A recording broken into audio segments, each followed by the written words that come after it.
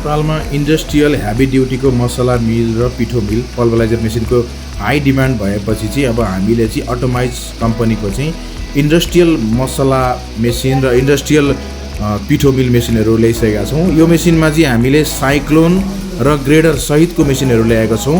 अब साइक्लोन हुँदाको फाइदा के हुन्छ भन्दाखेरि यसमा चाहिँ तपाईँको साइक्लोनले चाहिँ मसलालाई एकदम पुल बनाएर तर झार्छ र यसरी तल ग्रेडिङले चाहिँ ग्रेड गरेर एकदम फाइन क्वालिटीको चाहिँ तपाईँको मसलाहरू यसले सेपरेट गरिन्छ। हेर्न सक्नुहुन्छ रातो भाँडोमा यहाँ एकदम फाइन क्वालिटीको बेसार आएको छ भने यतापट्टि खस्रो खालको बेसार चाहिँ आछ।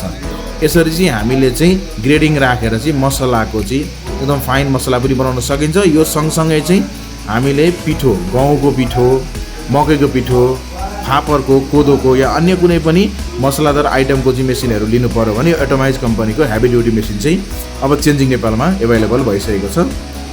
यो सँगसँगै यदि तपाईँलाई चाहिँ पिठोको मिल पल्भराइजर चाहियो या दाल बनाउने मेसिन चाहियो या कुनै पनि हेभी ड्युटी इन्डस्ट्रियल बेसको मेसिन चाहिएमा तपाईँले सिधै हामीसँग सम्पर्क गर्न सक्नुहुनेछ।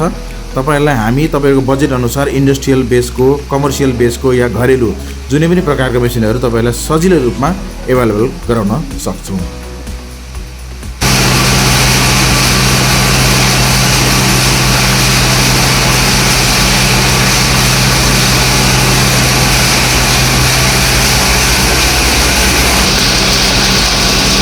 थोरै बढी चाहिँ जाने हुन्छ 8 एमबिएससम्म दिनु अहिले 5.5 मा चलिरहेको छ है तल्लो हेर्नु ल